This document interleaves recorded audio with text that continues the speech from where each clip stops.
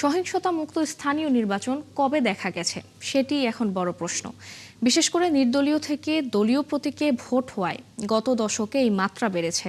এবারও তেমন আশঙ্কা করছে খোদ নির্বাচন কমিশন। একজন কমিশনার জানান, এটি কমাতে তারা চেষ্টা করবেন। আর নির্বাচন বিশেষজ্ঞদের মতে এক্ষেত্রে রাজনৈতিক দলগুলোই বড় ভূমিকা রাখতে পারে। বিস্তারিত প্রতিবেদনে। চলতি বছরের শেষ দিকে অনুষ্ঠিত হতে যাচ্ছে স্থানীয় সরকার নির্বাচন। সরকারের পক্ষ থেকে এমন ঘোষণার পর গ্রাম থেকে শহর সব জায়গায় বইতে শুরু করেছে ভোটের হাওয়া। সিটি কর্পোরেশন, পৌরসভা, উপজেলা ও ইউনিয়ন পরিষদের এই নির্বাচন ঘিরে সামাজিক অনুষ্ঠানে বেশ সক্রিয় সম্ভাব্য প্রার্থীরা। দেশের ৩৩০টি পৌরসভা, ৪৯৫টি উপজেলা, ১২টি সিটি কর্পোরেশন এবং ৬১টি জেলা পরিষদও নির্বাচন উপযোগী অবস্থায় রয়েছে। নির্বাচনকে সামনে রেখে সব ধরনের প্রস্তুতি নিচ্ছে ইসি। ফোটানোর ঝামেলা ছাড়াই নিরাপদ পানির জন্য ঘরে আনুন পিওরিট। কল করুন 16627। ভোটের ইতিহাসে সবচেয়ে বেশি সহিংসতা হয় স্থানীয় নির্বাচনে। ২০১৬ সালে ইউনিয়ন পরিষদ নির্বাচনের পঞ্চম ধাপের ভোটে সহিংসতায় ৬ জন প্রাণ হারায়। এছাড়াও এসব নির্বাচনে ১৯৯৭ সালে ৩১ জন, ২০০৩ সালে ২৩ এবং ২০১১ সালে ১০ জনের প্রাণহানি হয়।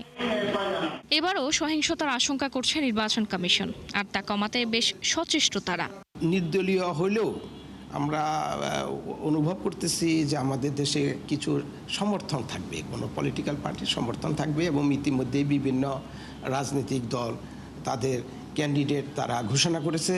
কাজেই সরাসরি যদি আইনগতভাবে বলেন নির্দলীয় হলেও ইনফ্যাক্ট এটা বাস্তবে এটা অনেকটা দলীয় রূপ নিবে।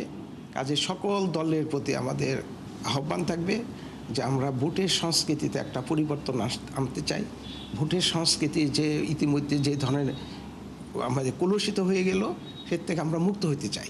বিশেষজ্ঞদের মতে স্থানীয় সরকার নির্বাচনে সহিংসতার পেছনে দলীয় প্রতীক আর স্থানীয় আধিপত্যের লড়াই সবচেয়ে বড় দুই ফ্যাক্টর। স্থানীয় সরকার নির্বাচন, সেখানে কিন্তু স্বাভাবিকভাবে ভায়োলেন্সটা একটু বেশি হয়। আমরা যদি আমাদের জাতীয় নির্বাচনের সঙ্গে তুলনা করি, ২০০৮ সালে যে আমাদের পার্লামেন্ট ইলেকশন হলো, তারপরে যে নির্বাচন হয়েছিল বিভিন্ন স্থানীয় সংস্থার, তখন আমরা দেখলাম যে ভালো একটা নির্বাচনের পরেও আপনার সহিংসতা বেড়ে গেছে।